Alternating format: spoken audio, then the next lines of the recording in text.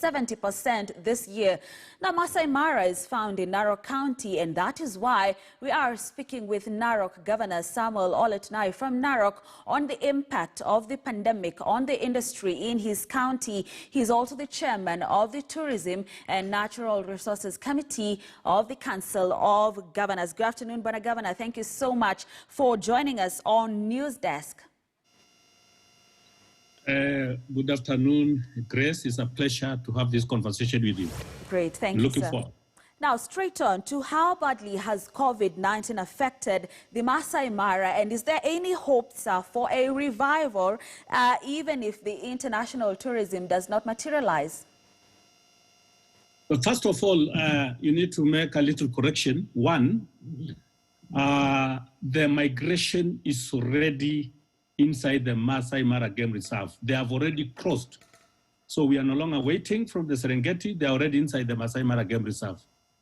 Secondly is when you talk of saving the Masai Mara Game Reserve, which of course is related to your question, I want to tell Kenyans and the international community that notwithstanding the fact that we have had no tourists from March, Masai Mara Game Reserve is safe, and we are looking after it as the Narok County government.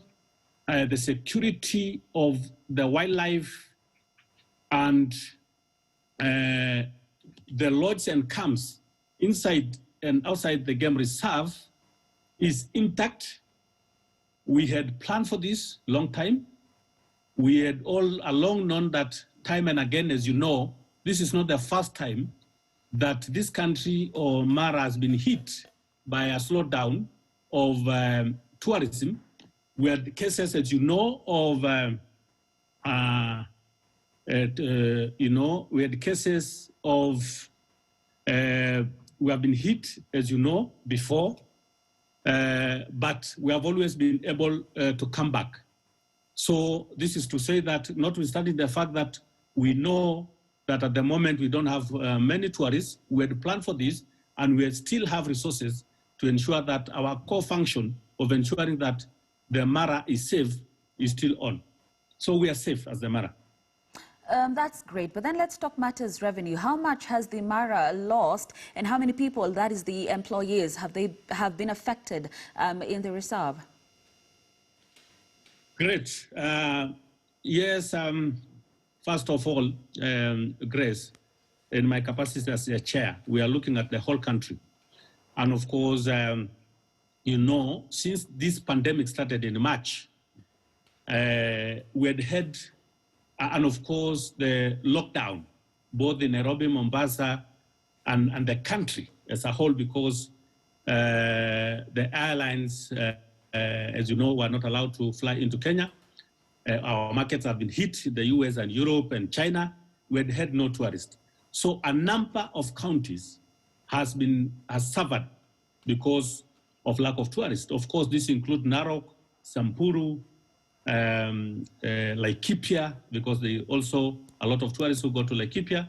Nairobi itself, you know, due to lockdown, there is a great loss, not only to the national, but to the county, but national government.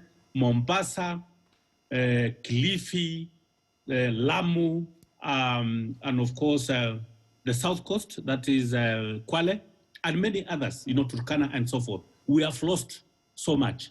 So a lot of revenue has been lost because, of course, when the tourists are not coming, it means the much needed dollars and foreign exchange is also not available. So in Narok, in the Masai Mara Game Reserve, between June and October, which is the climax of the spectacular migration, we normally collect not less than $2 billion. Of course, this is no more because of lack of tourists. Of course, a lot of jobs have been lost. The balloons have been affected. The camps and the lodges have been affected. And of course, there is also a loss of businesses because there are a lot of people around the game reserve who do a number of businesses with the game reserve. So this is a great loss not only to Narok, but the entire country. Because when tourists come to Mara, the benefits start from Jomo Kenyatta International Airport to the hotels in Mara and other parts of the country, and of course to Narok. So there's a great loss to the whole nation. Indeed, so about $2 billion has been lost. 2 billion shillings, not dollars. Okay.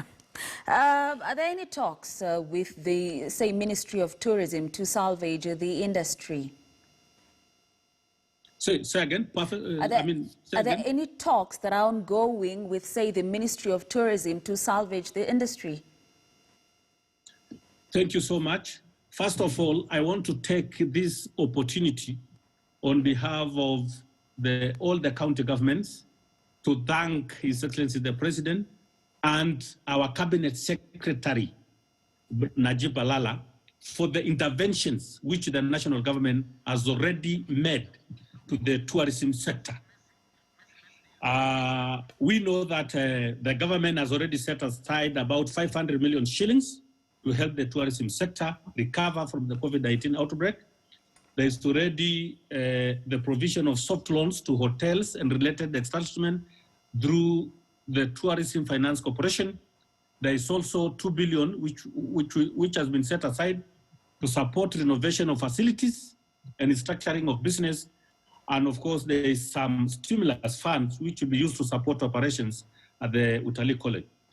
This one is a great sigh of relief to the sector.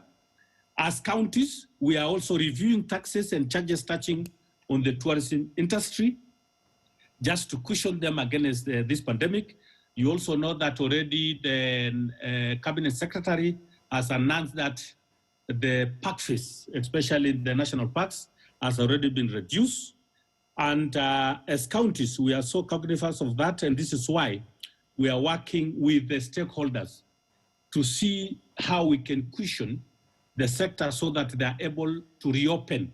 Because we know when they reopen, when the lodges are reopened in the Masai Mara Game Reserve, when the hotels are reopened in the Mara, and of course Nairobi and Coast and the rest of the country, jobs will be saved, some businesses also will be saved, and of course the economy generally will also get some more money because of the reopening.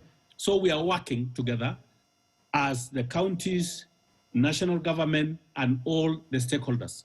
And I want to take this opportunity to thank the tourism sector. This includes Kenya Association of Tour Operators and all other stakeholders, including the managers and owners of the hotels, because we are cooperating, we are working together to see to it that this very, very important sector in this country is reopened. Indeed, but briefly, Bwana Governor, because I'm completely out of time, but then most Kenyans say that the cost, of local hotels, of parks and destinations is too high. What more needs to be done to make it easier for Kenyans to access these local facilities? Okay, thank you so much. Yes, we have got those concerns with Kenyans.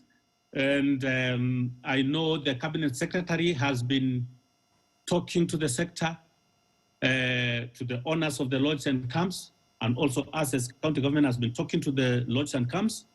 As you know, a lot of these lodges and camps are private. They are owned by private individuals who have made their own investments. Some of them have borrowed to put up those facilities. Yes, we are talking to them, and there is so much we are doing as government. However, we know ultimately we need to ensure that our conversation with the private sector, especially those ones who are running this lodge, is going to achieve at least some results. So I know some of them are taking our advice very, very seriously. As you know, that the main point here is competition. We want to be efficient in competition. However, Grace, I want to tell you that you see a place like Mara, we must accept that is a high-end destination. For example, we know that from the figures that the number of tourists who went to Tanzania last year are a bit less than Kenya. However, the revenue is high because of what they charge. So we know that the Mara and the Serengeti is more or less the same ecosystem. So there is how much we can also reduce because this is a high-end destination. However, we know that we have always been giving special rates. And this is what I want to call up the interesting. Special rates to Kenyans to ensure that it is affordable to the local people. So that one is on, and we are alive to that, and we know that the charges to the local is much less than what the industry is charging the foreigners. Indeed. Thank you so much, Bwana Governor. That's all the time we had. Thank you once again, Samuel Olet.